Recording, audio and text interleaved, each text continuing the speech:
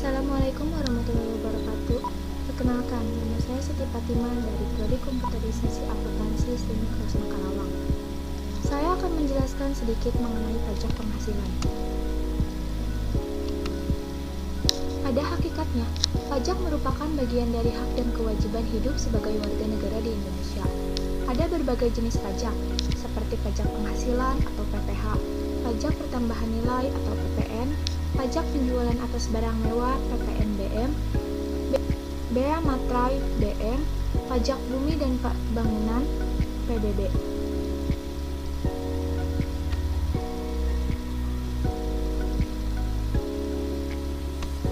Di sini saya akan menjelaskan secara detail mengenai pajak penghasilan PPH.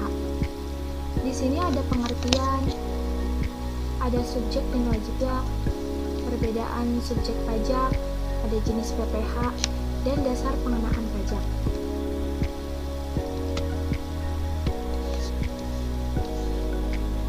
PPH atau pajak penghasilan. PPH atau pajak penghasilan adalah pajak yang dikenakan kepada orang pribadi atau badan atas penghasilan yang diterima atau diperoleh.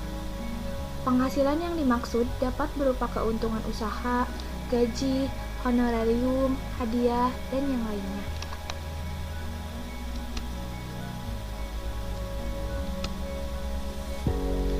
Subjek pajak dapat dibedakan menjadi dua, yaitu dalam negeri dan luar negeri. Subjek pajak dalam negeri jenisnya seperti subjek pajak orang pribadi. Subjek pajak orang pribadi ini bertempat tinggal di Indonesia lebih dari 183 hari.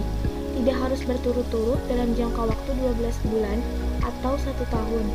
Pajak berada di Indonesia dan mempunyai niat bertempat tinggal di Indonesia. Subjek pajak badan didirikan atau bertempat kedudukan di Indonesia. Subjek pajak warisan yang belum dibagi sebagai satu kesatuan menggantikan yang berhak. Subjek pajak luar negeri jenisnya seperti 1. Orang pribadi. Orang pribadi yang tidak bertempat tinggal di Indonesia lebih dari 183 hari dalam jangka waktu 12 bulan yang menjalankan usaha atau dapat menerima penghasilan dari Indonesia. Yang kedua, subjek pajak badan didirikan atau bertempat kedudukan tidak di Indonesia yang menjalankan usaha atau dapat menerima atau memperoleh penghasilan dari Indonesia. Selanjutnya, yang tidak termasuk subjek pajak.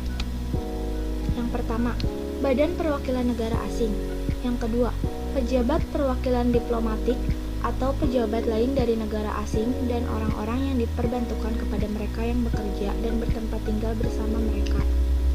Yang ketiga, organisasi-organisasi internasional yang ditetapkan dengan keputusan menteri. Yang keempat, pejabat perwakilan organisasi internasional yang ditetapkan dengan keputusan Menteri Keuangan. Selanjutnya, perbedaan subjek pajak.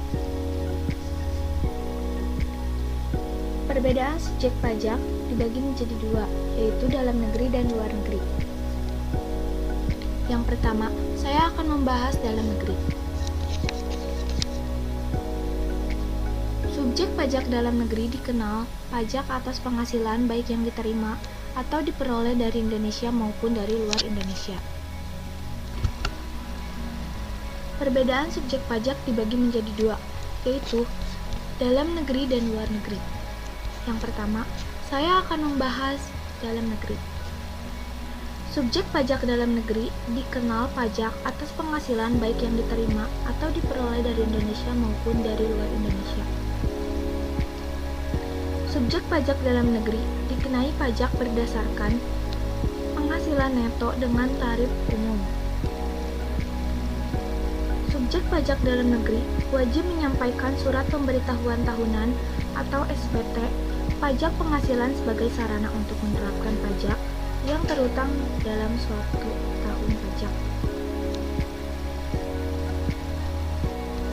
Yang kedua, luar negeri.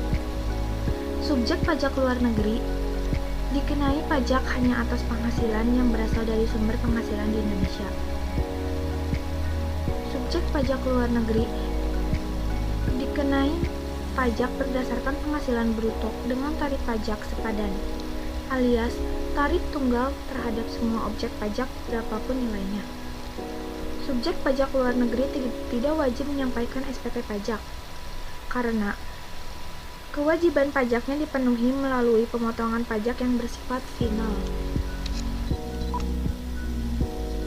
Selanjutnya, dasar pengenaan pajak. 1.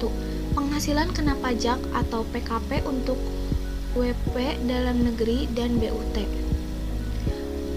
Besarnya PKP untuk WP badan dihitung besar penghasilan neto. Besarnya PKP untuk WP orang pribadi dihitung atau dikurangi PTK. Yang kedua, penghasilan bruto untuk WP luar negeri. Jenis-jenis PPh.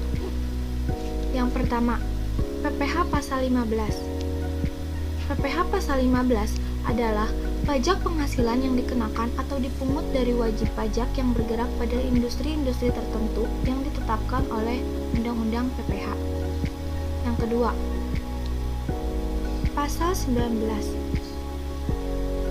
Menteri Keuangan berwenang menetapkan peraturan tentang penilaian kembali aktiva dan faktor penyesuaian apabila terjadi ketidaksesuaian antar unsur-unsur biaya dengan penghasilan karena perkembangan harga.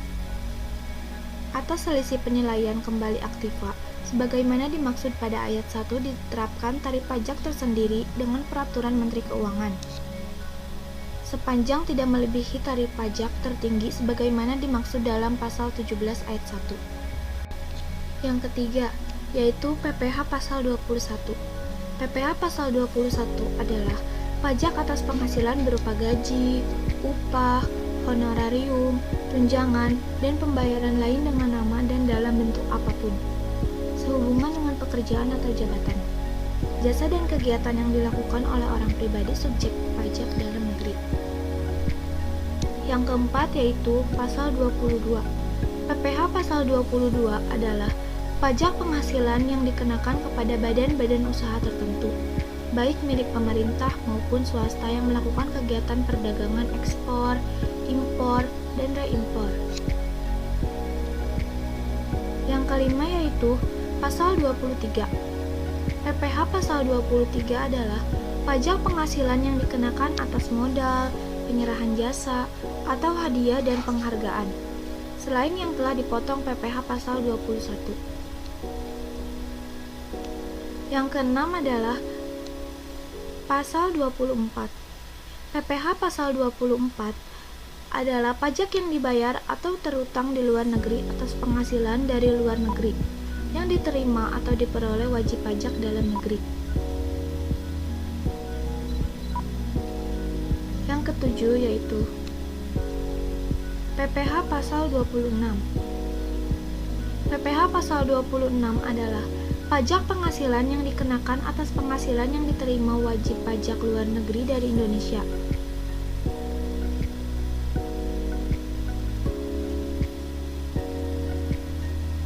Selanjutnya yaitu PPh pasal 25. PPh pasal 25 adalah pajak yang dibayar secara angsuran setiap bulannya dalam tahun pajak berjalan dengan tujuan untuk meringankan beban wajib pajak, mengingat pajak yang terutang harus dilunasi dalam waktu 1 tahun. Selanjutnya yaitu pasal 29. PPh pasal 29 adalah pajak penghasilan atau PPh kurang bayar yang tercantum dalam SPT tahunan PPh, yaitu sisa dari PPh yang terutang dalam tahun pajak yang bersangkutan dikurangi dengan kredit PPh.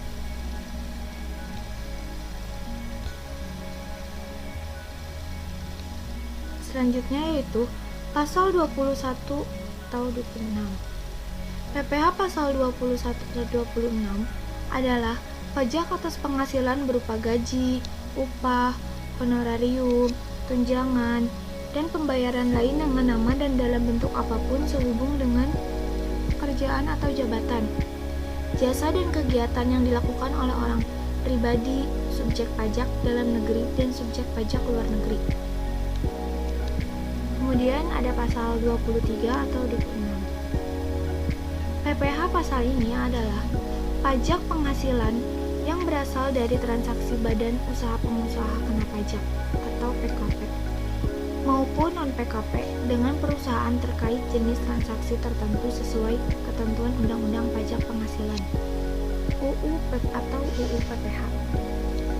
Yang terakhir yaitu pasal 4 ayat 2 atau juga disebut PPh final adalah pajak penghasilan yang dikenakan atas beberapa jenis penghasilan yang didapatkan dan pemotongan pajaknya bersifat final serta tidak dapat dikreditkan dengan pajak penghasilan terutang. Selanjutnya, berdasarkan pasal 17 Undang-Undang PPh, besarnya tarif pajak yang berlaku yaitu 1. 5% untuk penghasilan tahunan sampai dengan 50 juta rupiah. Yang kedua, 15% untuk penghasilan di atas 50 juta rupiah sampai dengan 250 juta rupiah. Yang ketiga, 25% untuk penghasilan 250 juta rupiah sampai dengan 500 juta rupiah. Yang keempat, 30% untuk penghasilan di atas 500 juta rupiah. Dan yang terakhir, bagi penerima penghasilan yang tidak memiliki NPWP dikenakan dengan tarif yang lebih tinggi. Dengan demikian, diharapkan agar semua masyarakat taat untuk membayar pajak. Karena pajak merupakan salah satu hak dan kewajiban bagi warga negara Indonesia. Dengan masyarakat membayar pajak tepat waktu dan taat akan berpengaruh pada penerimaan negara dan akan berdampak pada kesejahteraan masyarakat di Indonesia. Pembangunan juga akan berjalan dengan lancar dan berbagai fasilitas umum akan disediakan sehingga masyarakat merasa manfaat membayar pajak. Sekian yang dapat saya sampaikan. Terima kasih. Wassalamualaikum warahmatullahi wabarakatuh.